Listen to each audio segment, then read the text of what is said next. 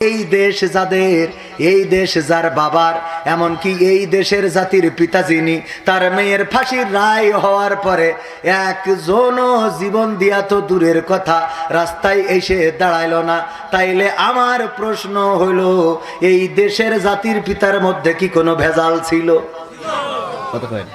এটা আপনাদের বিবেকের কাছে প্রশ্ন আর কি, যে যেই মানুষটা এই দেশের জন্য কি ছিল?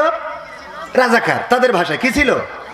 রাজাকার, মানবতা বিরোধী, লুণ্ঠনকারী, চুরি, হত্যা, এমন কোন অপরাধ নাই যে অপরাধের মামলা তার নামে দেয় নাই।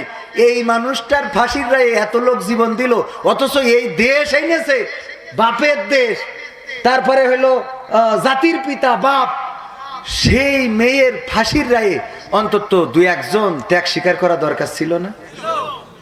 যেহেতু ত্যাগ স্বীকার করে নাই আপনার কর্মীরা, সুতরাং দাদার দেশ থেকে এত লাফানোর দরকারও নাই। ঠিক না বেঠিক?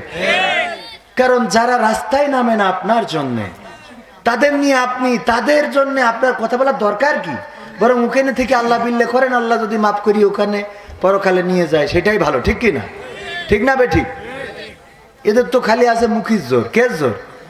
যদি ওবায়দুল কাদের চাচা এখন পৃথিবীতে থাকতো, তাহলে উনি বলতো, অনেকেই ভাবে তিনি পালিয়েছেন, তিনি পালাননি, হিজরত করেছে।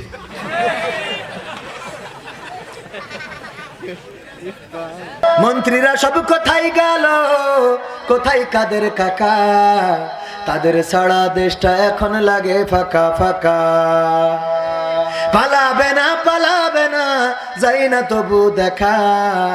পালাবে না, পালাবে না, যাই না তবু দেখা। তাদের সারা দেশটা এখন লাগে ফাঁকা ফাঁকা, ওদের সারা দেশটা এখন লাগে ফাঁকা ফাঁকা। আইন মন্ত্রী আটকে গেল আইনেরই ফাঁকে, দাড়ি ছাড়া দরবেশের ভণ্ড ভণ্ড লাগে। আইন মন্ত্রী আটকে গেল আইনেরই ফাঁকে, দাড়ি ছাড়া দরবেশের ভণ্ড ভণ্ড লাগে। শুনছি কত নেতা নেত্রী খাইতেছে ভাই ডান্ডা, বিচারপতি কালামানিকের ফাটিয়েছে আন্ডা। পলকের ঝলক গেল, পলকের ঝলক গেল থামিয়ে নেটের চাকা। তাদের সারা দেশটা এখন লাগে ফাঁকা ফাঁকা, ওদের সারা দেশটা এখন লাগে ফাঁকা ফাঁকা।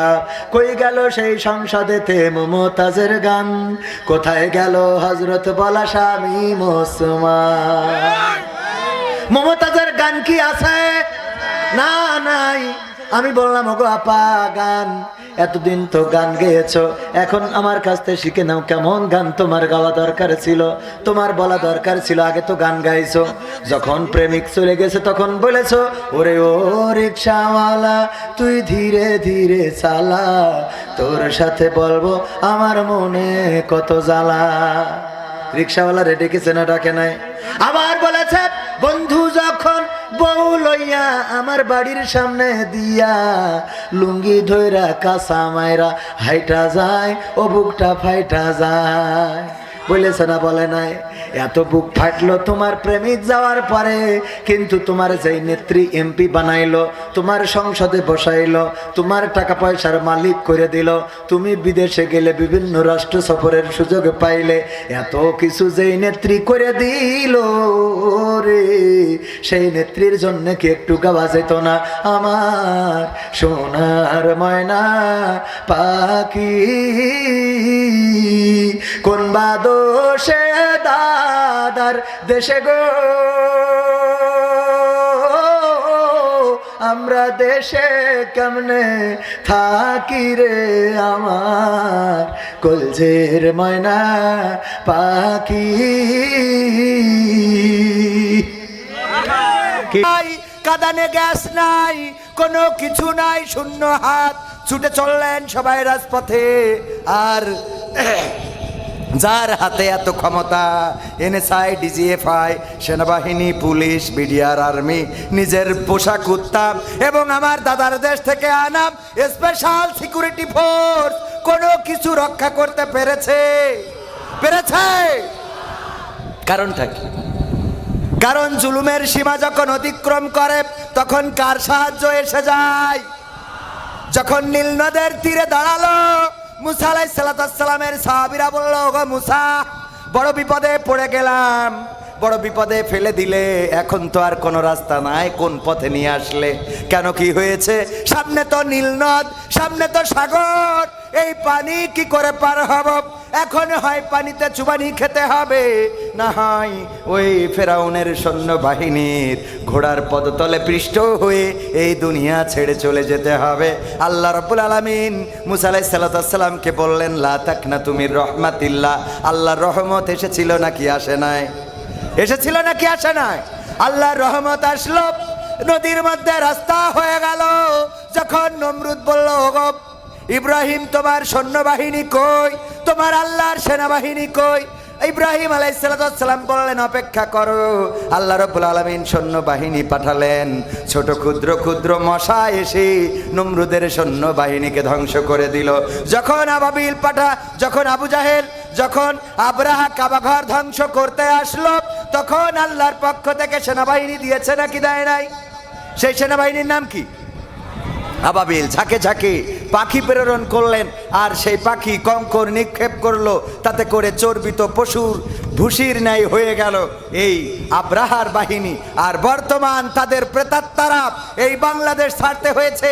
এই জন্য আমি বলেছি, ওগো আমার ভাইয়েরা, সাহস নিয়ে দাঁড়িয়েছ তাই মুক্ত হয়েছে জমিন, সাহস করে দাঁড়ালে আর একবার কায়েম হয়ে যাবে দিন।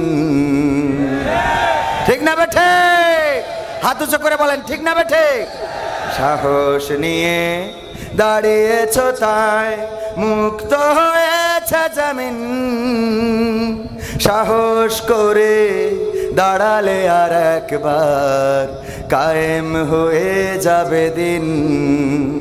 নয় নয় নয় আর কোনো ভয়, আনতে হবে দিনের বিজয়। নয় নয় নয় আর কোনো ভয়, আনতে হবে দিনের বিজয়, দিনের বিজয়। যারা ভেবেছিল ছাড়বে না আর ক্ষমতার ওই মাসনদ, দেখেছে তারা রবের পাকড়াও কি করে করে নাস্তানাবুদ। যারা ভেবেছিল ছাড়বে না আর ক্ষমতার ওই মাসনদ, দেখেছে তারা রবের পাকড়াও কি করে করে নাস্তানাবুদ। তাই নয় নয় নয় আর কোনো ভয়, আনতে হবে দিনের বিজয়, দিনের বিজয়। মানুষের সাথে যারা করেছে দুশ্মনী, করেছে বাড়াবাড়ি, দেশের বুকে তাদের হয়নি তো জায়গা, যেতে হলো মামার বাড়ি। মানুষের সাথে যারা করেছে দুশ্মনী, করেছে বাড়াবাড়ি, দেশের বুকে তাদের হয়নি তো জায়গা, যেতে হলো মামার বাড়ি। তাই নয় নয় নয় আর কোনো ভয়, আনতে হবে দিনের বিজয়, দিনের বিজয়। কাবা রক্ষাই যেই মহারব পাঠিয়েছিলেন আবাবিল, আজও তিনি দয়াময় তেমনই আছে